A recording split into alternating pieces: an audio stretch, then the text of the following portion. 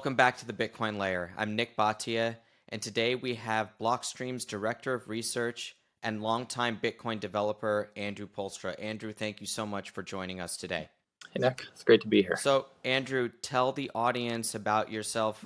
People that are in Bitcoin know your name from being a part of Blockstream for many years, but tell us about who you are, when you got into Bitcoin, how you got into Bitcoin, and what you've been doing since then.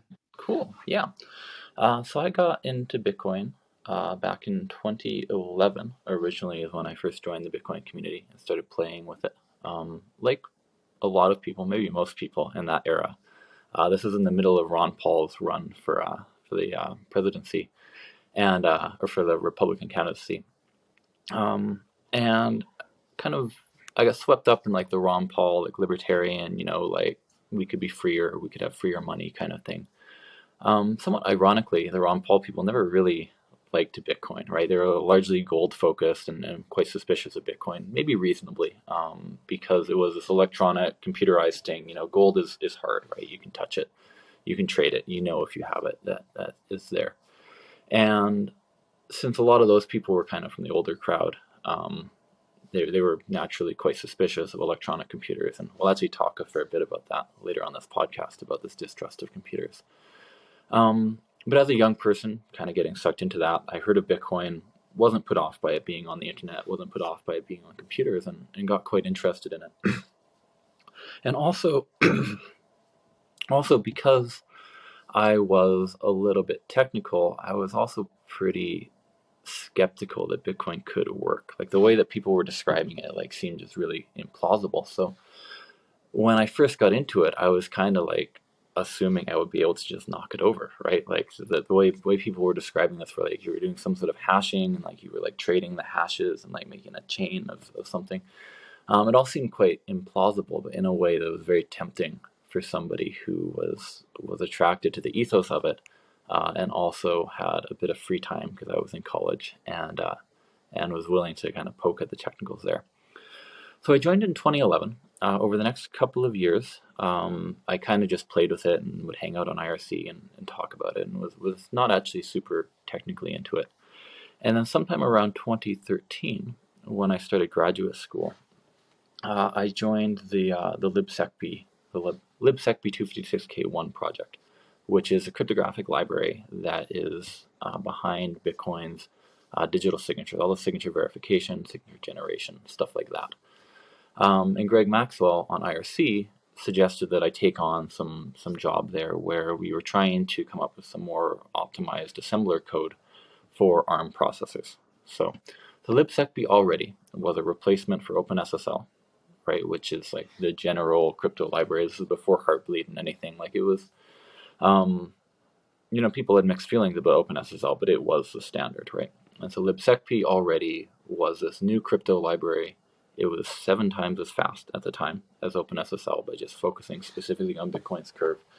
And we were trying, and have been trying for the last many years, to improve on that 7x number. And I don't know what it is today because OpenSSL has kind of fallen off our radar as a benchmark, but we've continued to make things faster. And Greg Maxwell suggested that I could join and work on that, which at the time for me, as I felt like kind of an outsider and not somebody who really was deep into the Bitcoin technicals and stuff. I was just kind of caught off guard that he thought I could do that. So I thought, well, I'm going to do this. So I joined the project. I tried working on this for about 5 minutes. I never actually did the ARM assembly thing because I don't know ARM assembly. But I did join the project and then contributed to a number of other optimizations that have gone into libsecp, as well as a few larger things that that people have heard about, in particular confidential transactions, which later went into Monero and became the basis of Mimblewimble and stuff like that. And also Taproot. I became a fairly big part in the early days of Taproot, devising the scheme where you could have multiple scripts that could all be kind of committed to in a single public key, and the public key would still work as a public key. That's really the trick with Taproot, is that we no longer have this distinction where if you're doing a normal wallet thing, you have a single key and it looks like a normal wallet with one key. Or if you're doing something more complicated, if you're doing escrow, if you're doing some sort of 2 or 3, if you're doing like sidechain pegs, if you're doing lightning channels, etc., those look very different. With Taproot, we were able to kind of make them all look the same, at least in the happy path, and get a privacy boost as well as a scalability boost there. And then over the years, I just kind of worked in the background, right? Like working on libsecp. I contributed a little bit, very little, to Bitcoin Core. Most of my contributions were through libsecp. Just kind of playing with the algebra, trying to find ways to shave off a percent, or a percent would be a lot, like 0.5% even, of the runtime for things like signature verification and signature generation. So that's roughly, and somewhere along the line, I became the head of Blockstream research, which prior to me, Blockstream research was just Blockstream. It was a much smaller company, and we were all researchers. And Greg Maxwell was our CTO. He stepped down as CTO and asked me to take over. I said, well, I don't want to do like business stuff. Can I just do the fun parts of being CTO? And so we created the research director position so that I could have just the fun parts of being CTO. And here I am today. The Bitcoin Layer is sponsored by River. Make sure to check out river.com today, or the link below in the description. River is our preferred place to purchase Bitcoin. Now, when you're buying Bitcoin, guys, there are several considerations. Number one, should I be using an exchange? Is the exchange custodying their own Bitcoin? Is the exchange using platforms to custody that we don't know?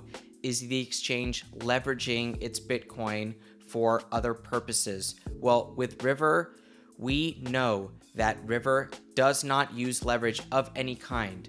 River also uses its own multi-sig solution so that your Bitcoin are not held by anybody else. So it's a very important thing to understand about what River offers. Now, River also has Lightning Network integration and a lot of other really exciting features. Go check out river.com today. That's excellent. And thank you for sharing your story. Now, I do want to talk today about your new project, which is about paper computers. We're going to get into that in a little bit.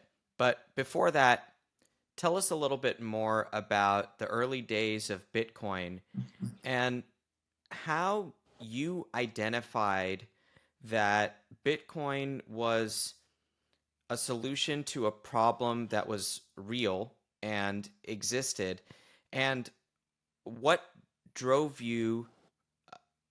about Bitcoin drove you to actually give up your free time? And then the last part of that question is, what were other developers and cryptographers that you admired at the time saying about Bitcoin relative to previous efforts at digital currency that gave you the confidence to actually steer your career, your intellectual capacity into Bitcoin? The reason I ask this is because when talking to students about what it is about Bitcoin that makes it so special 15 years later, it is always interesting to know what someone that found Bitcoin at age 2 or at age 3 was thinking. Yeah, it's a great question. So the one thing that kind of immediately was visible was the ability to just do online payments without surveillance and censorship, right? So at the time, if you wanted to transact online, we'd gotten past the 1990s era of like you never put your credit card on the internet, and now like everybody puts their credit card on the internet kind of thing. We had PayPal. PayPal was a large company, but PayPal was already quite aggressive in censorship. I knew multiple people personally who had struggled with PayPal, where if you're running a business and it's somehow you trip some of their flags, like usually you don't even get an explanation, but they will frequently just freeze all of the funds in your business, and then you have to spend months or years trying to get your money back. Meanwhile, your business is failing and so forth.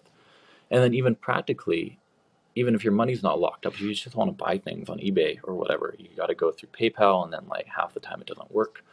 In fact, even in the last year, I think in 2021, 2020, right, I tried to use PayPal on eBay, and I gave up, and I had to phone a friend and ask him to buy this thing for me on eBay, and then I gave him cash because we couldn't make it work. Also around this era was, I think, the WikiLeaks, if I'm remembering my timeline correctly. WikiLeaks, right? This was when WikiLeaks 2010. first became a thing. When 2010, perfect. So there we go. So I showed up in 2011. This was still big news, right? The WikiLeaks was 2010. Julian Assange became public enemy number one, or the world's greatest hero, depending who you wanted to talk to. And Visa and MasterCard froze or blocked all donations to WikiLeaks. And so Bitcoin was the way to get money to WikiLeaks. And this was like a very practical thing, right? I mean, like this was an actual kind of this was an entity that was trying to receive funds that had no way to do it, and Bitcoin gave them away. And also, it was a political statement, right? Like here was Visa and MasterCard at the behest of the U.S. government to enforce, arguably U.S. national, whatever they believed about what they were doing. They were using their position as a payment processor to censor transactions because they were on one side of the political divide, and people trying to spend were obviously on another. And you could, by using Bitcoin to give money to WikiLeaks, almost even if you didn't care about WikiLeaks, you could give the finger to these censors and say, like, you know what, you don't have that power. You may think that, and maybe you were this intermediary who had this ability to prevent this, and you're not, and we can just go around. And there was kind of a similar dynamic with the Silk Road, right? The original Silk Road was still operating when I showed up in the Bitcoin space, and this was before all of that exploded, and then there was like a sequence of scam markets and stuff. And again, the existence of the Silk Road, even if you didn't want to use it, even if you weren't trying to access drugs or whatever, as a political thing, it was kind of amazing that this could exist. And that was very personally exciting to me to see this technology being useful in real life, where you really could just like log onto the Silk Road and send money there and send money back. And then, if you did, I'm sure you're on a million watch lists and stuff, but you could do it and nobody could stop you. And I knew a number of people personally who would do this, and they would receive packages in the mail, and like it was a tangible thing, right? Where there was this censorship regime in payment processing that was becoming increasingly real and uncomfortable as the internet became a bigger part of all of our lives. And then here was a way where you really could get around it, where you didn't have to go underground, and you didn't have to be a political activist or anything. You could just obtain this software and use it. So that was the big thing, really, was that like there was this tangible way to bypass all these censorship structures. And then the other big thing about Bitcoin that kind of occurred to me once I became more familiar with it, is that Bitcoin is a bearer instrument, right? If you hold Bitcoin, you really are holding it. And the only way for somebody to confiscate your Bitcoin, assuming your computer doesn't get hacked or something, is basically for them to physically confiscate, your hardware wallet or your backups or whatever sort of devices you're actually storing this on.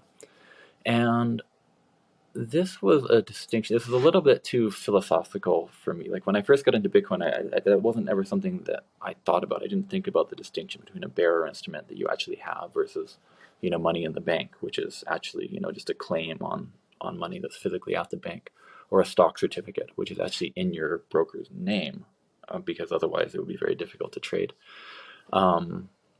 This distinction, as I kind of grew into the Bitcoin space, became much more real and much more important to me, especially when we look at the history of finance, and what's shown up many times in your podcast. People talk about FDR seizing all of the gold, right? And there's many other examples of that throughout world history, of governments or local warlords, or even like sometimes kind of mercenaries or corporations just physically stealing things. And if your money is just a claim in somebody's database, they don't have to show up and steal it. There's no fight or anything. They just like press a button, and just like PayPal freezing people's funds, that's frozen. And with Bitcoin, we go back to the world. We can still use the internet, and in fact, we can use the internet in a much less censorship-prone way than we would with credit cards. But we don't have to replace our real money with claims to do it. We can continue to have a physical, tangible representation that has to be physically stolen if it wants to be stolen. Do you have any pre-Bitcoin applied cryptography heroes, or any figures from cryptography history that you admire, look up to, and really adhere to their work? So amusingly, not really. I got into cryptography from an historical perspective, right? So I first heard about modern cryptography in the context of some people cracking World War II like Enigma codes. And there was a news article about this, like maybe in 2004 or 2005, right? And here we are, like I guess that's 60 years after the war had ended, right? And then still there were these messages that were encoded in these 60-year-old codes, prior to the invention of information theory, prior to like everything that we call modern cryptography, that somehow held up. And I thought that's really cool, like this cryptography thing is, I mean, you can do pretty amazing, like decades long or century long things with this cryptography thing. So I got into crypto from that perspective. And then I learned about the more modern history from the 1976 New Directions paper, which kind of defines modern cryptography. This was Whit Diffie and Martin Hellman published this paper in 76. And the history there is actually quite interesting because this was the first paper. We not only consider it to have kind of created public key cryptography and modern cryptography, but politically, publishing this paper without Department of Defense funding, which is what they did, was kind of an unprecedented thing, right? Up to that era, we kind of moved away from the World War II era where like actually the US government was employing all the cryptographers to a world in which the DoD was funding all cryptography research, and in exchange they kind of got a veto on what got published, so they could censor whatever they wanted, kind of thing. And Diffie and Hellman said, well, we don't want to. We're just going to go around the censorship thing. We're just going to publish this. And a number of people, including their advisors and other people at Stanford where they were kind of like, what are you doing? Like, what's the point of publishing cryptography? Why does anybody need cryptography except for a government? So, like, you're doing some weird censorship protest here for something that, like, will never have any effect on the world because ordinary people don't need to know about cryptography. And this, this is in the 70s, but it has a very Bitcoin feel to it, doesn't it, right? The idea that maybe ordinary people could use cryptography. And also the idea that these very practical, like real world things, like Bitcoin is everywhere in our lives now, that these could start out from some kids kind of making a political protest about censorship or about surveillance kind of thing. And that's very exciting. But when I got into crypto, I didn't know any of these people, right? I didn't know, like I was sort of learning about the cypherpunk movement throughout the 90s and 2000s, and later I would meet several of these people. And the cryptographers who I would meet at school were kind of quite suspicious of Bitcoin. So despite, the Diffie-Hellman, like FU DOD, let's go publish this without censorship. In fact, today, most public cryptography is done, or most cryptography in public academic journals is done with DoD grants or other government grants and stuff. And they no longer, I think, they don't have like a veto on what gets published and what doesn't, but they certainly have the ability to decide what they give grants to and kind of steer the direction of cryptography.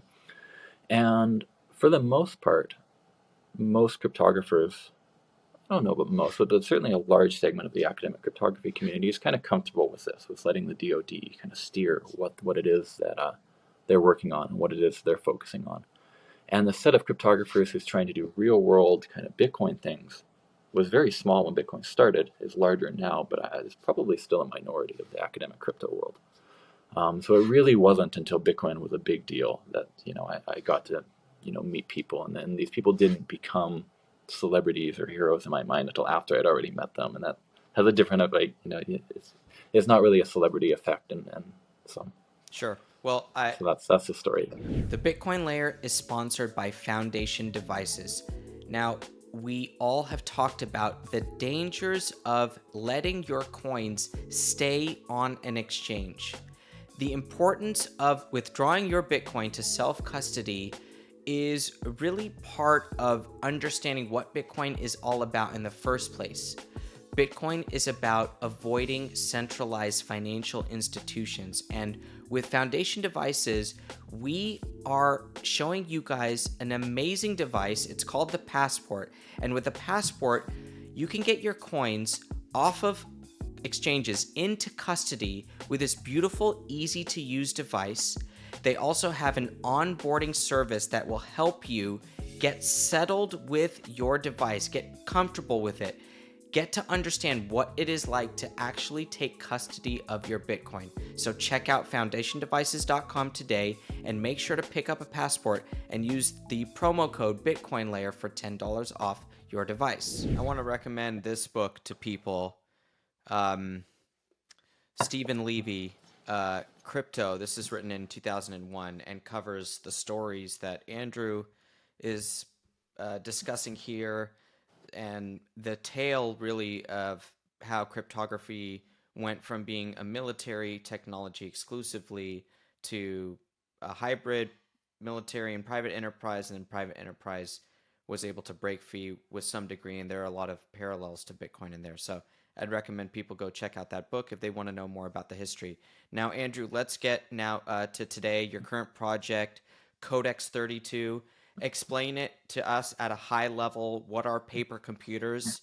And then we can dive a little bit deeper into the details. Sure. Yeah.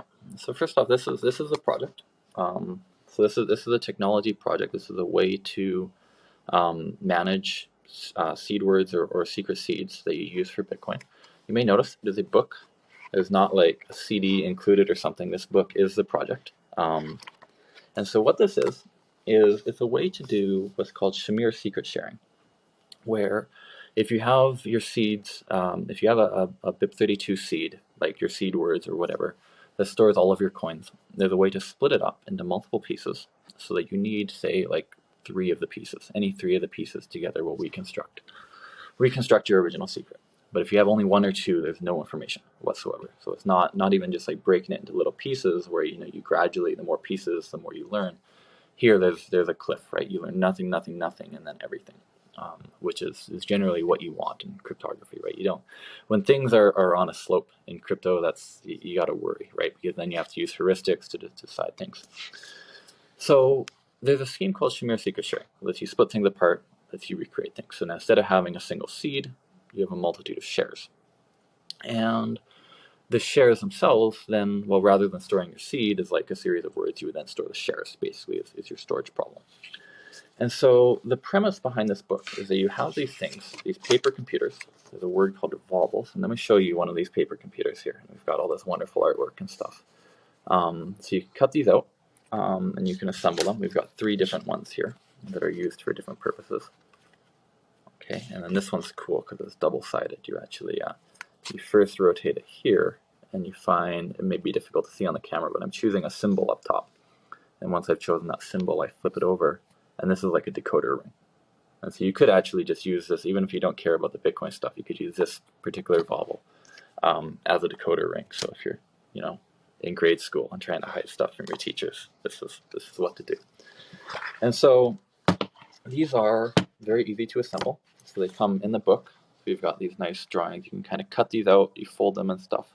The one piece of extra equipment that you might need are these little brass fasteners that you get, at any print shop or whatever. So you cut them out, you take an X-Acto knife, you cut little windows out, you fold these together, and then you have these sheets that rotate relative to each other, and you're able to do computations.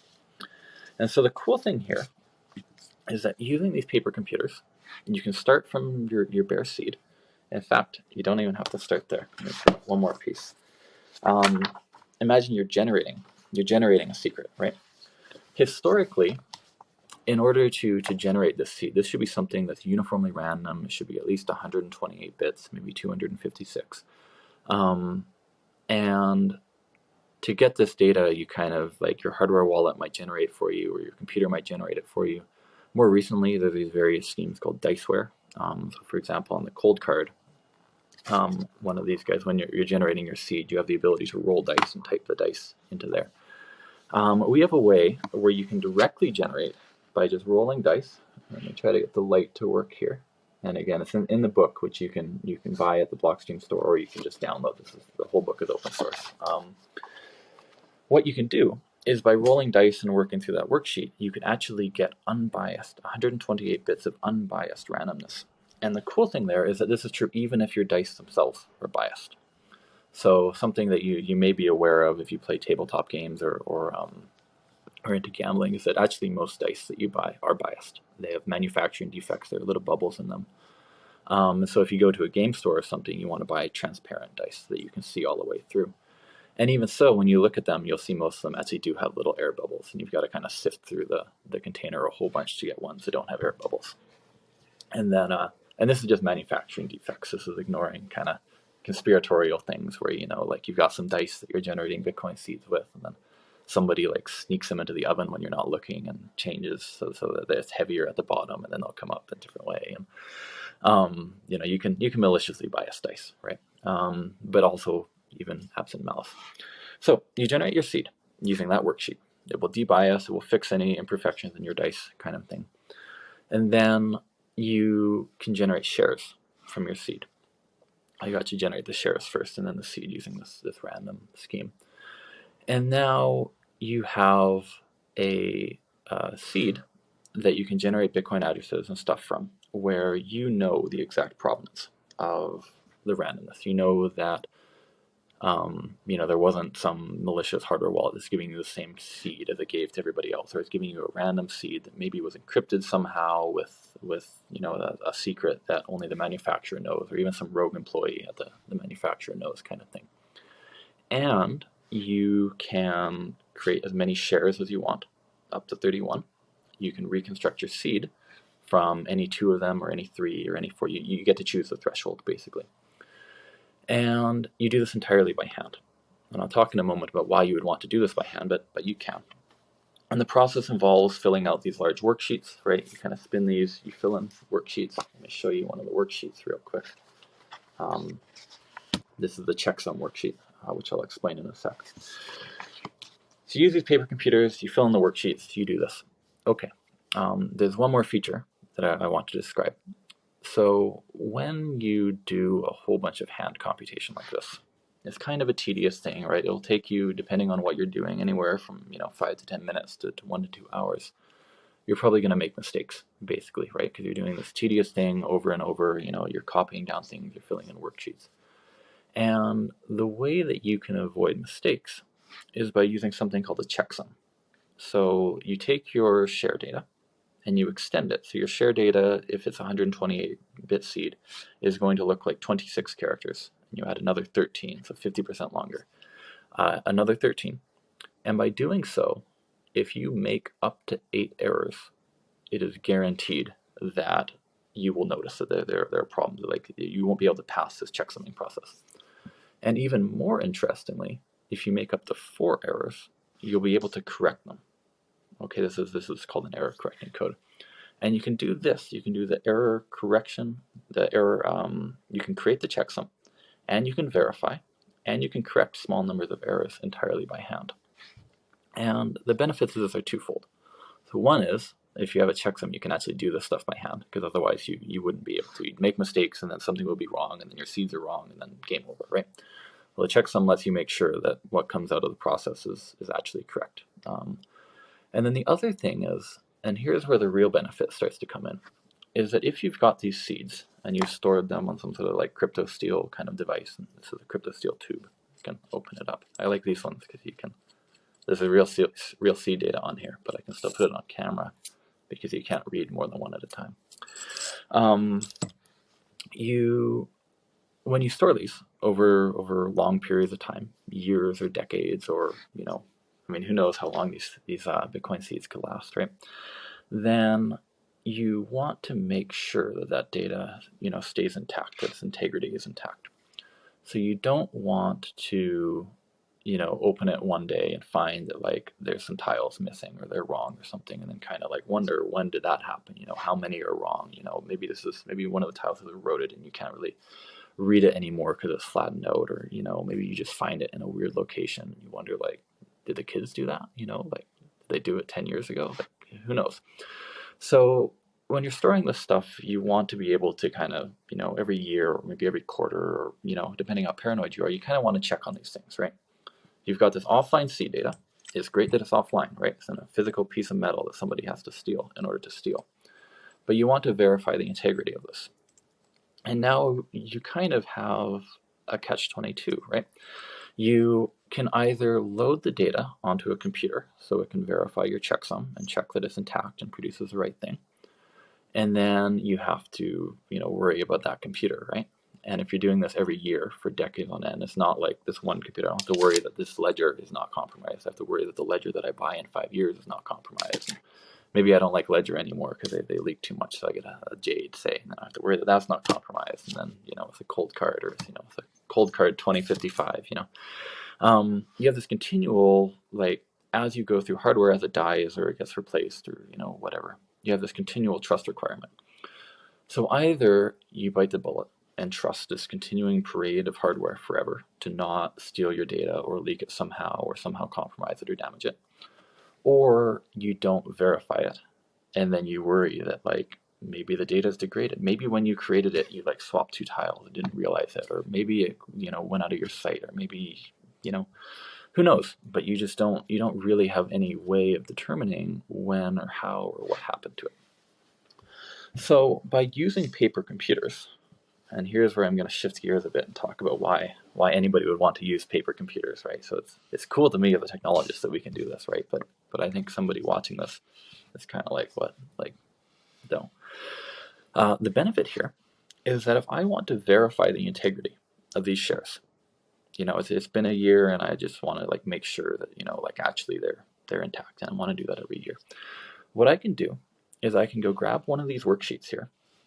I grab these paper computers, and maybe I've lost them, so I can just download and reprint it, or maybe I have a few copies of the book in my safe, kind of thing.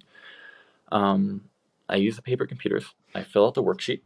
The worksheet now has a whole bunch of secret data on it, but if the worksheet passes, if you do this whole like hours-long process, then but 1 hour long process, and at the bottom you get the word secret share 32 needs to come out. You're doing all these transformations on your secret data, and the way that it works is you get this secret share 32 appears at the bottom as if by magic. If it passes, your data is intact, right? It hasn't been degraded. There haven't been any errors, or if there are, it's like a very structured malicious error, or like somebody must have like actually replaced one of your tubes in order for this to pass, but there to be errors, kind of thing. So all the usual wear and tear stuff where like maybe like your 4-year-old sticks it in the oven and you don't realize, and you like bake it 100 times and then you find it. You don't have to worry about that kind of stuff, right? And so this is pretty cool. And all you have to trust are the papers. So you've got this one sheet of paper that's got your secret data on it, and you just got to destroy that. And destroying paper is something that we're pretty familiar with. There are a number of ways you can do this. The way that I would recommend today is probably actually you put the paper in your blender with like a cup of water and just run it for a minute, and that will turn the whole page into this gray gloop where there's nothing recognizable. And then you can decide which of the plumbing places in your house you're willing to pour that into, or just leave it in your garden. I don't know. Other ways to destroy it, of course, you can shred it. You might worry that if you're filling it in a bunch of worksheets, your shredder, people can reconstruct that. You can try burning it. Burning, you've got to be a little bit careful. I mean, not only to not burn your house down, but also to do it properly, right? There's a famous MacGyver episode in which somebody is trying to burn an incriminating piece of paper. I think it's from season 6, called Live and Let Learn. And then MacGyver finds it, and then using like tools from the school's photo lab, he's able to like reconstruct the data and flatten it out. And, like he can read the data. Because if you just burn a piece of paper, it'll turn black, but you can actually still read what's on it. You got to like fully combust it, turn it into ash, like smash up the ashes and like maybe mix those. Anyway, the blender will do it. So, okay, but this is something that we can all intuitively understand, right? Like I'm not sitting here like giving this incredible like technical lecture where I'm like, oh yeah, just get your electron microscope and then like dissolve your chip in acid and then remove this and then you can like see that the data is destroyed, kind of thing. These are ordinary tools you have at home. Like you've got a piece of paper, it's the only place the secret data is. You don't have to worry that like your hardware wallet stored it on disk, or that like it stored it and then the developer tried to delete it, but actually the flash chip had some wear leveling logic and decided to copy it to somewhere else, and so now like it's stored, but nobody knows that it's stored. You don't have to worry that it's leaked out of side channels where like it's drawing a different amount of power from a USB bus as it's working on it, and then something malicious on your computer can watch that power draw, and then it's just a single piece of paper, and you destroy the paper and it's gone. And you don't need to worry that over time this process will change, or there will be compatibility difficulties, or any new hardware. Is always just the same printout, right? And if you've got like maybe you want to do this every year, well, you can have 100 of those printouts, and if you've got 100 of those printouts in your safe, they're not going to change. And they're just grids, right? I mean, it's pretty easy to vet these. They're human visible grids. So the trust story for these or maintaining this data is very different. It's much more humanly understandable. It's a better trust story because there's all these attacks that literally can't happen. But in some ways, more importantly, it's a trust story that people can understand. Where, the Ron Paul people who really did not like all this computer stuff and were kind of suspicious of Bitcoin for this reason can say, you know what, here's a process that I can follow where I know exactly where the secret data is. It starts on the steel tube that you have to steal to get the data. It goes into the piece of paper, and the paper goes into the fireplace, kind of thing, right? It's a very straightforward model. And using these techniques, you can not only verify the integrity of your data, you can reconstruct your original secret. So you can bring all the different tubes together to actually put it into a hardware wallet. You can reshare them. So if you've split your secret into a bunch of shares and you've given them to various people and you want to change that, you can produce new shares, kind of thing. One of the more interesting things you can do is you can use this for encryption. So one thing I've used this for is for a long time, I had a single seed that just, it wasn't split or anything. And it was sitting in a place that I used to live, somewhere in Texas. And I wanted to move this to my parents' house in British Columbia in Canada. And this put me in a very uncomfortable position where, once again, I was either going to put this onto a computer and then encrypt it and then carry it across and hope that nothing bad happened with the computer, or I could have this seed word where I was carrying this physical tube through TSA and through customs, and if anybody confiscated that, then they would get all the Bitcoins and steal it, right? It's a very uncomfortable position, right? And kind of the theme here is that you really don't want to use electronic computers if you can avoid it, because then all bets are off. Statistically, you're much better off having your stuff on a computer than in a customs agent's hand, but you don't know with the computer, and there's nothing you can do to clean it up, because when you try to delete stuff, everything from your operating system down to the flash chip in your drive is conspiring to not allow you to actually delete the data. So what you can do, though, is you can do a 2 of 2 secret split using these papers. And now what you do is assuming that your endpoints are secure, right? So the place I was living in Texas was secure, and that there were no TSA agents there. And then certainly my parents' house in BC was secure. So what I did was I took my secret, I split it into 2 pieces using these exact vowels, and then I had 2 shares, which together represent the secret, but by themselves, neither of them did anything. And then I made 2 trips. So I carried one of the shares across the line, and that got through TSA fine, it got through customs fine, as it will 95% of the time, right? No problems. And then I went back and got the other share. And the cool thing is that if anything had happened in transit, if on either trip customs had stopped me and confiscated the tube, then I would have just destroyed the other tube, gone back, and redid the secret share. Because every time you split, you have an independent that is completely independent. And because knowing one half gives you 0 information, remember it's a threshold, right? So one of them gives you 0, and then both of them give you all of it. I don't have to worry that even if I'm stopped 100 times in a row, I just need it to work once. And all those hundreds of times that one of my tubes got confiscated, I didn't leak a little bit of information. I leaked 0 information, so it doesn't add up, and there's no problem there. And so doing this, I was able to transport this without using computers and without ever exposing myself to risk in transit. And similarly, I could have used a mail to do this. It's a little bit harder to tell if your mail's been tampered with or spied on, but if I wanted to send one tube through FedEx and one through UPS or something, neither of the boxes seem to be ripped apart, or the tamper-proof stickers, There's lots of things I could have done here where I have this very high, very tangible assurance, where the security model here is, the kind of cloak and dagger stuff that we know from Agatha Christie, and that we can, for as long as we've been hominids, we've known how to physically store physical objects. We don't have to deal with all of the crazy, abstract, impossible to verify security issues that come with electronic computers. So that's kind of what you can do with all this, as well as kind of the reason that you would want to do this, is so you have this tangible trust model. That's fascinating. And how do you combine, let's say, for practical purposes, the best way to combine someone who already has their Bitcoin stored on a hardware device with this book that you have, and in basically ensuring your security practices in a way that you still have your hardware wallet, you have the device there, but then you have this method of checking your data or even splitting the secret in some way. How do you suggest the interaction between these two things? Yeah, so it's a great question. So one thing I will say is that even with the paper computers, which are great for long-term storage, to actually use the address when you want to generate addresses and when you want to spend coins, you need to have a hardware wallet. So unfortunately, there's no way that we know of, and people have been trying for a number of years. There's no way we know of to eliminate the hardware there. But then your question is, suppose we already have coins on a hardware wallet, and you've got a backup. Maybe it's, maybe you've just got some seed words. So there are kind of two answers here. So one, the correct answer is that you should generate a new seed, load that into a new hardware wallet, and sweep your coins.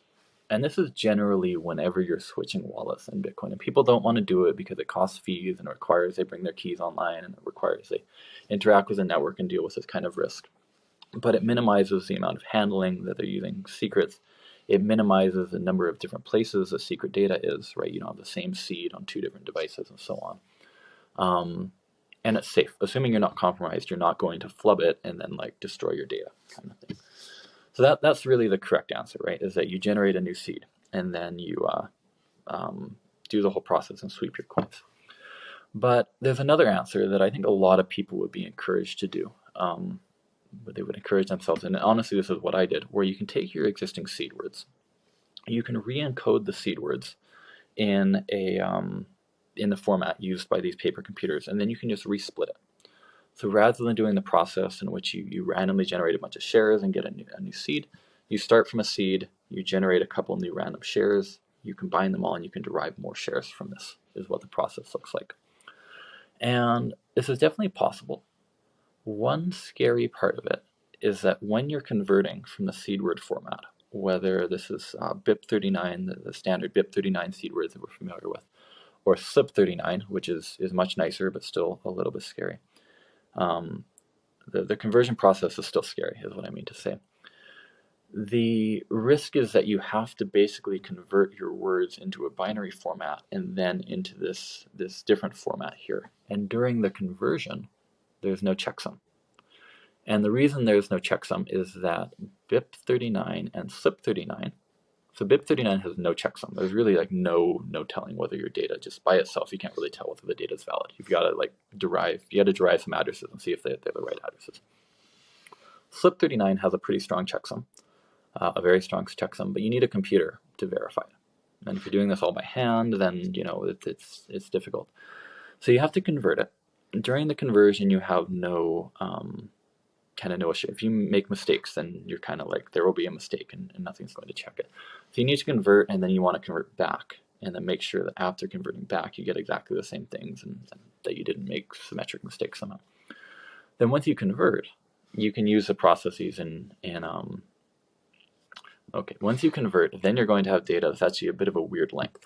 And the reason is that both BIP39 and SIP39 have a little bit of extra metadata associated with them. So SIP39 has this checksum, as well as a bit of header data, so you'll get something that's longer than 128 bits or longer than 256 bits.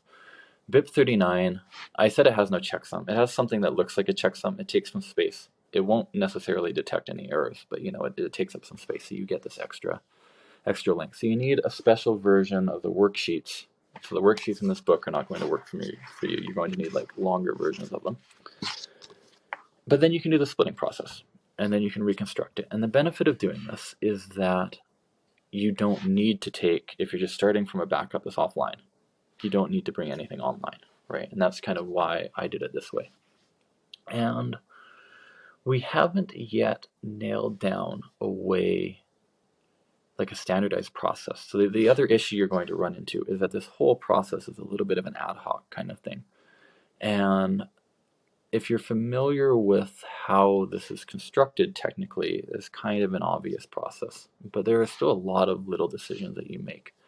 And there is a risk with any sort of scheme for managing secret data that if you come up with your own scheme for storing stuff and for splitting stuff up and doing everything, then you are more likely to lose your data than to have it stolen, where you lose your data just by losing track of how your scheme works.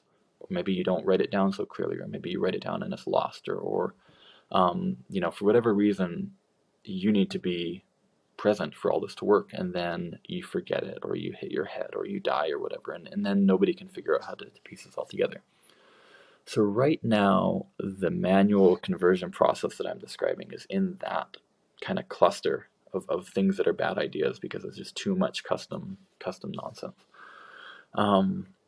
We would like to standardize it somehow. So I'm discussing with a few other people, is there a way that we can come up with a standardized process? Because I think this is something that a lot of people would want to do. And we would like to have a specific spec that you can point to that's on the internet and that multiple people know about. But because it's such an ad hoc kind of like multi-stage thing, and because we really ultimately think it's a worse idea than just sweeping your coins, it's difficult to create standards, right, where you've got a lot of little decisions to make and your heart's not quite in it because you don't believe it's the right idea. But I do think we should create such a standard. I think that something will exist, and if we don't make it, probably somebody will, because the kind of the temptation or the benefit of doing this without having to take anything online, I think, is actually a pretty big benefit that for some people probably outweighs the risk associated with not just going through the network. Andrew Poelstra, Director of Research at Blockstream, thank you so much for sharing your history in Bitcoin and this new book, Codex 32, and the idea around paper computers and how they can be used in secret sharing. Andrew, tell the audience, please, where they can find you, your work, and this book online, and we'll absolutely provide the links in the description as well. Awesome. Thanks so much. It's great to be here. I have no social media. I'm not on Twitter. You can find me on IRC if you poke around a bit.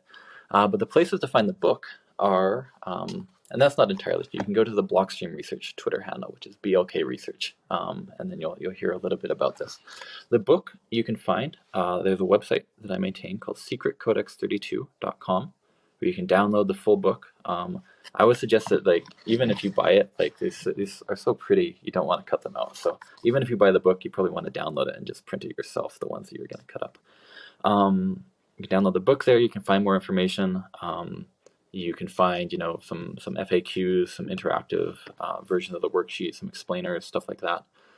As well as if you're an estate lawyer and you find this book and you're wondering what the hell's going on, I have a page there for you. One day that will be a concern. And then, of course, we're selling this on the Blockstream store. So if you want to buy a hard copy like this, that's all nicely bound and in full color on a high-quality paper, then that's the place to go. So thanks very much. Great. Thanks, Andrew. Thanks for joining us, and we'll see you guys next time. Special thanks to River for sponsoring this channel. Purchase Bitcoin without any fees when you use River's DCA feature. River has become our trusted source of accessing the Bitcoin market because they don't use any third-party custodians. This is a very, very important thing to understand. River is not using another company to store the Bitcoin for them. They have their own multi-signature solutions, which means that they have designed their own way to make sure nobody else has responsibility for the Bitcoin for the time that you have River hold your Bitcoin for you on their platform once you have purchased it. So go check out river.com today. Thanks for sticking with us. As always, at The Bitcoin Layer, subscribe to our channel. Subscribe to our Substack at thebitcoinlayer.substack.com so that you can follow along our latest research and analysis.